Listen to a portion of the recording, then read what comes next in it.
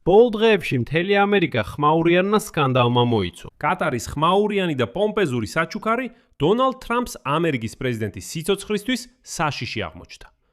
პრეზიდენტის თვითმფრინავმა ვერ შეძლო დონალდ ტრამპის თურქეთიდან სახლში დაბრუნება ნატოს სამიტის შემდეგ, რადგან მასზე საშიში სიზუსტე აღმოაჩინეს. და ეს მას შემდეგაც კი, რაც საიდუმლო სამსახურმა მასშტაბური შემოწმებები ჩაატარა.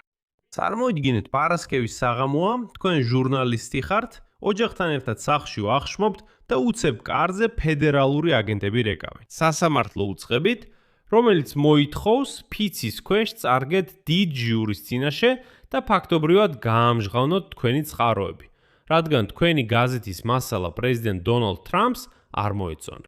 ზუსტად ეს, New York Times-ის ინფორმაციით, 4 ჟურნალისტს ერთდროულად შეემთხვა.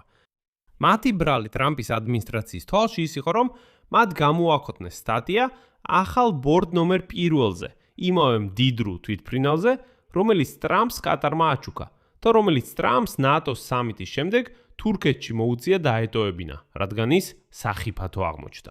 ამ გამოშვებაში განვიხილავთ კონკრეტულად რა დაწერეს New York Times-ის ჟურნალისტებმა და რის გამოც დაიწყო ეს მთელი ნადირობა მათმაცე.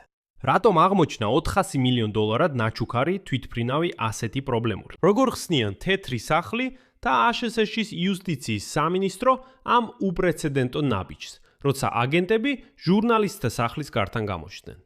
რატომ არ არის ეს ერთჯერადი შემთხვევა, არამედ კიდევ ერთი რგოლი დონალდ ტრამპის მხრიდან პრესაზე ზეწოლის გრძელ ჯაჭვში?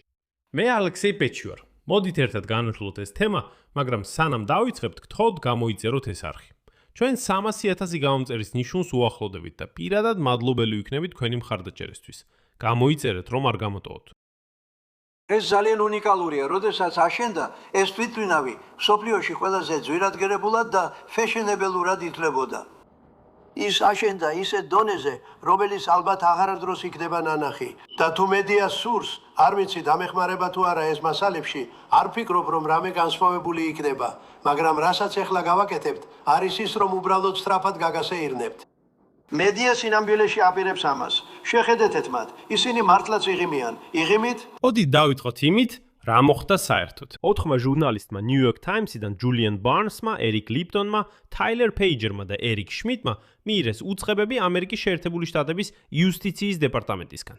მათ დაავალეს მისცენ ჩვენება მანჰეტენში მდებარე ფედერალური დიდი ნაფიც მსაჯულების წინაშე უკვე მომავალ 4 შაბათს. და რაც ამ ისტორიას თითქმის კინემატოგრაფიულ სიმკაცრეს სცენს, არის ის, რომ ზოგიერთი უწყება ფედერალურმა აგენტებმა ჟურნალისტებს პირდაპირ სახლში მიუტანეს, თანაც პარასკევს საღამოს. უწყებებში ფორმულირება განზრახ-ბუნდოვანია. ჟურნალისტებს იბარებენ ჩვენების მისაცემად. ციტატა: ფედერალური სისხლის სამართლის კანონის სავარაუდო დარღვევასთან დაკავშირებით. არანაირი კონკრეტიკა, არც ერთი კანონი მითითებული არ არის. და უწყებები გასცა ნიუ-იორკის სამხრეთ ოლქის პროკურორმა ჯეი კლეიტონმა. ზუსტად ის, რომელსაც ტრამპმა ცოტა ხნის წინ ეროვნული დაზვერვის დირექტორის პოსტზე წარადგინა. ეს მხოლოდ იმაზე მიგონიშნებს, რომ ჟურნალისტებს სასამართლოში ფაქტობრივად თავად დონალდ ტრამპი იწვევს.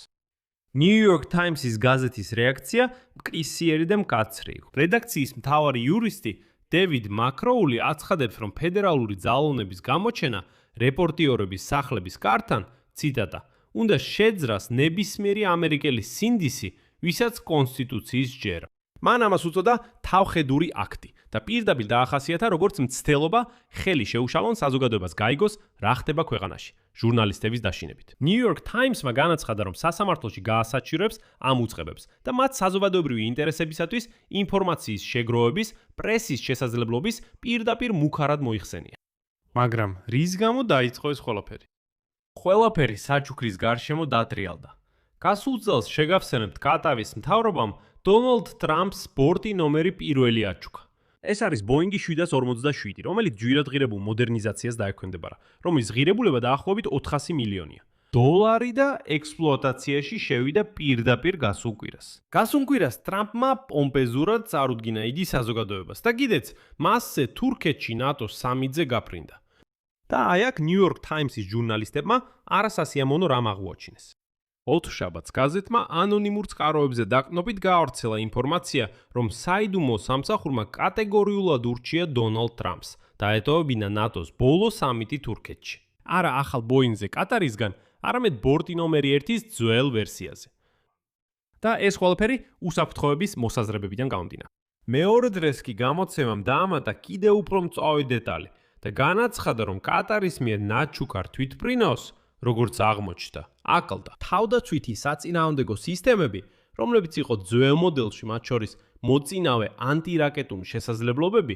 უბრალოდ რომ ვთქვათ, თვითმფრინავს არ აქვს საჰაერო და ანტირაკეტული თავდაცვა და ეს იმ ფონზე, რომ ირანი ღიად დაიწყო დონალდ ტრამპის ლიკვიდაციით მუქარა. დაფიქრდით კონტექსტზე. ეს ყველაფერი მაშინ ხდებოდა, როცა აშშ-სა და ირანს შორის მყიფე ზავი დაინგრა. აშშ-ში ირანს უტევდა, ხოლო თეირანი სპარსეთის ყურის არაბულ ქვეყნებს ესხონდა თავს. თურქეთი, სადაც დონალდ ტრამპი ყატარისგან ახალ-ახალი თვითმფრინავით ჩავიდა, ირანს ესაზღვრება, ანუ ძალიან ახლოსაა. თავად ტრამპმა აღიარა, რომ ირანს ნამდვილად შეუძლია მისი ლიკვიდაცია მოახდინოს. ამის შემდეგი ხდება. ნატოს სამიტზე ანკარაში დონალდ ტრამპი ახალ თვითმფრინავზე ჩადის. პომპეზურად, ლამაზად. ხოლო სახლში, აშშ-ში ის სრულიად სხვა მარშრუტით ბრუნდება.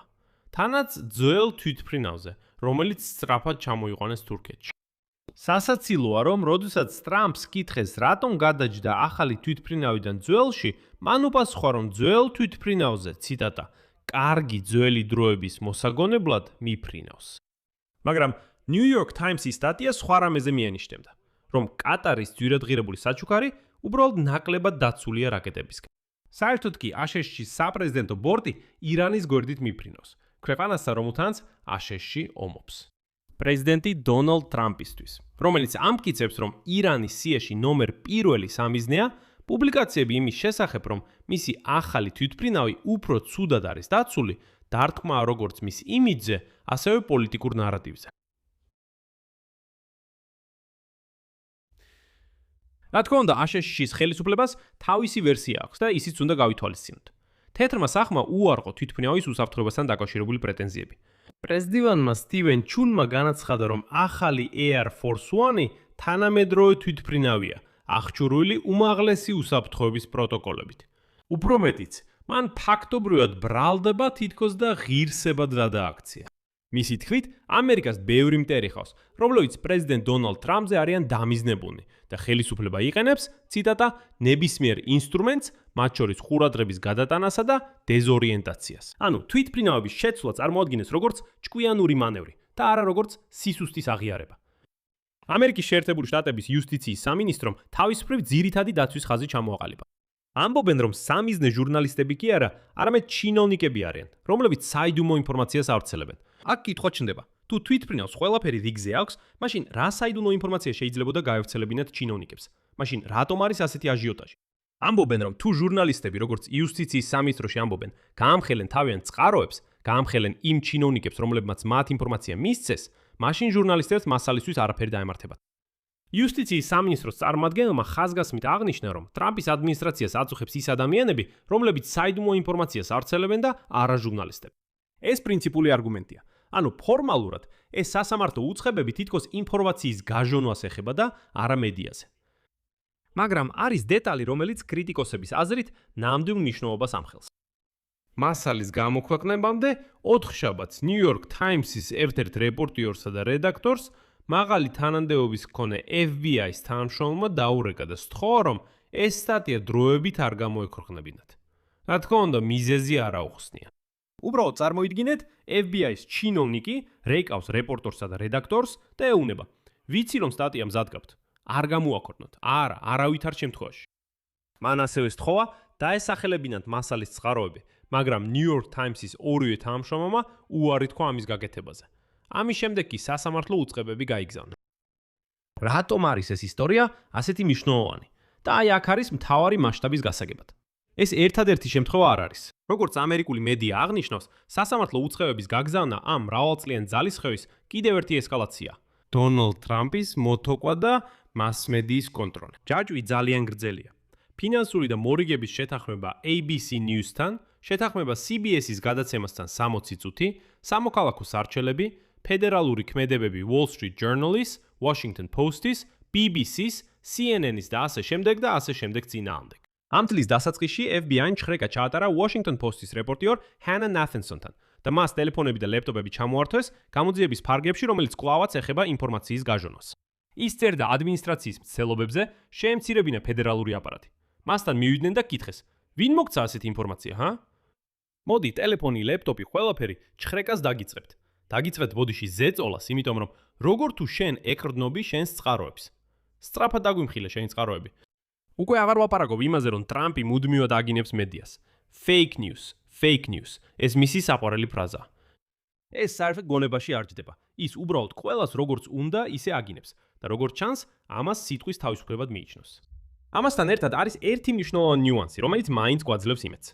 ცოტა ხნის წინ Washington Post-ი და Wall Street Journal-ი საიდუმლო იურიდიულ ბრძოლას აწარმოებდნენ ტრამპის მთავრობის მცდელობების წინააღმდეგ, რომ მათ ჟურნალისტებზე უწყებები მეები მიეღოთ.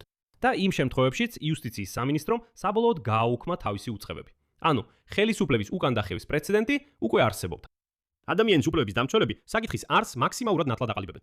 ჟურნალისტების თავისუფლების კომიტეტის ხელმძღვანელმა სტივენ ადლერმა განაცხადა, რომ პრესის თავისუფლება საბოლოო ჯამში ნიშნავს საზოგადოების უფლებას იცოდეს, როგორ იმართება ქვეყანა. ხოლო პრესის თავისუფლების ფონდის წარმომადგენელმა სეთ სტენმა თქვა ის, რაც ალბათ ღირს, რომ მთელი ამ ისტორიის დასკვნად დავიმახსოვროთ. როდესაც მთავრობა ამტკიცებს, რომ ჟურნალისტს ეროვნული უსაფრთხოების სახელით იძიებს, სინამდვილეში ის უფრო ხშირად საკუთარ რეპუტაციულ უსაფრთხოებას იცავს და არამედს. დასკვნა. ფორმალურად ეს ისტორია ეხება აშშ-ის პრეზიდენტის თვითმფრინავის საიდუმლო მონაცემების გაჟონვას. მაგრამ თუ ყველა ეს ოფიციალური ფორმულირება მოვაშორებთ, რჩება შემდეგი. ჟურნალისტებმა დაწერეს არასასიამოვნო სიმართლე კატარიდან მიღებულ საჩუქარზე. როგორც იყო, ისე დაწერეს. და ამის შემდეგ პარასკევს საღამოს მათ სახლებში ფედერალური აგენტები მოდიან უცხებებით. ჰეტრი სახლი ამას უწოდებს გაჟონვისგან დაცვას და უსაფრთხოებაზე ზრუნვას. გაზეთი New York Times-ი და ადამიანის უფლებების დამცველები ამას უწოდებენ პრესის დაშინებას და დარტყმას ამერიკის შეერთებული შტატების კონსტიტუციის პირველ შესწორებაზე. და აი აქ არის მთავარი. თუ ჟურნალისტებს შეუძლიათ სასამართლოში წაიყვანონ იმის გამო, რომ დაწერეს სტატია პრეზიდენტის თვითმფრინავის სარაკეტო თავდასხმებისგან ნაკლებად დაცულობაზე, მაშინ საკითხი უკვე ბოინგს აღარ ეხება. საკითხი იმაშია, საერთოდ რა შეიძლება დაწერო ხელისუფლებაზე ქვეყანაში, რომელმაც 250 წლის წინ თავისი თავი ამ უფლებაზე ააგო. სწორედ სიტყვის თავისუფლების იმ სრულ უფლებაზე. მერე მოდის დონალდ ტრამპი და ამბობს, მე თქვენი სიტყვის თავისუფლება არ მაინტერესებს. ეს როგორ შეიძლება? ვიღაც გაზეთმა New York Times-მა გაბედა და დაწერა, რომ ჩემს თვითმფრინავთან რაღაც არ იყო რიგზე. და ბოლოს ერთ ძალიან მნიშვნელოვან დეტალს დაამატა. აი დონალდ ტრამპის მხარდამჭერები ერთხმად ყვირიან, რომ ეს კატარის საჩუქარი იყო. თითქოს თვითმფრინავი უფასოდ მიიღო. მაგრამ არავით ხდებათ დაამატა, რომ მის გადაკეთებას, მოდერნიზაციასა და რემონტს $400 მილიონი ამერიკელების ჯიბიდან დაიხარჯა. американских налогоплательщиков. და საბოლოოდ ისე გამოვიდა, რომ ამ თვითმფრინავს ამერიკის პრეზიდენტის თურქეთიდან ამერიკაში გადაყვანაც კი არ შეუძლია. აქ წერტილებს ვსვამ. თქვენი აზრი და დასკვნები კომენტარებში დაწერეთ ამ გამოშვების ქვეშ. აუცილებლად გამოიწერეთ ეს YouTube არხი, დაალაიქეთ, დააჭირეთ ზარის ღილაკს. თუ გსურთ ამ YouTube არხის მუშაობის მხარდაჭერა, შეგიძლიათ ნებისმიერი დონატით დაეხმაროთ ვიდეოს აღწევაში მოცემული ბუბულებისა და რეკვიზიტების საშუალებით. მადლობელი ვიქნებით თქვენი ნებისმიერი მხარდაჭერისთვის. ამით ყველაფერი დასრულდა. იზრუნეთ საკუთარ თავზე. ყველას მშვიდობით. სუბტიტრები